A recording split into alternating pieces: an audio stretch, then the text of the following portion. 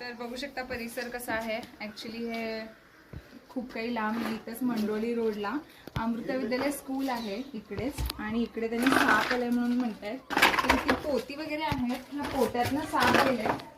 तर बघूया तर इथं थांबले असू शकतंय का गेलं असेल किंवा काय, आणि कोणतं आहे ते पण नाही माहिती.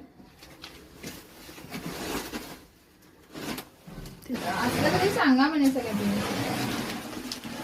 तर इकडे पोती आहेत, नक्की सापच बघितलेत की नाही माहिती. बघूया. हा हे बघा इथे कसं वेरुळा आहे, धामण पण नाही आणि कुठलं दुसरं पण नाही. सगळ्यात रागिष्ट साप आहे मित्रांनो. तुम्ही बघू शकता कशा तऱ्हेने कुठे कुठे साप येतात. आणि ह्याला काय काठीची गरज नाही. आता मी याला बाहेर घेऊन येते, तर ह्यो बाईट करायला बघायला लागलाय. तर बघू शकता मी तिकडनं ह्याला बाहेर घेऊन आले.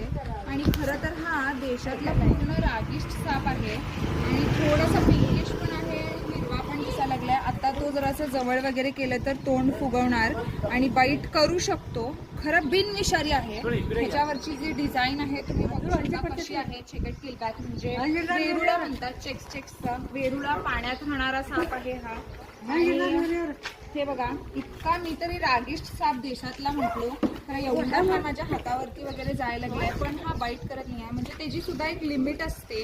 आणि लिमिट आता हा असाच गोल गोल फिरतो. खरं तर आता तुम्ही बघितलंच असेल, असं मी शेपूटला वगैरे पकडलं फक्त, तर हा गोल गोल फिरून ह्याचे शेपूट सुद्धा कट करून घेऊ शकतो आणि खूप घाणेरडा वास सोडतो.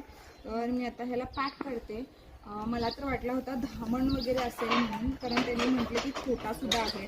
पण हे बघा केवढं त्याचं लिमिट मी क्रॉस करायला लागलोय, तर तरी तो बाईट करत नाहीये. देशातला सगळ्यात रागिष्ट साप असून सुद्धा तोंड फुलवा लागलाय. पण धन्यवाद. आता मी ह्याला पॅक करते. कसं वाटलं व्हिडिओ नक्की.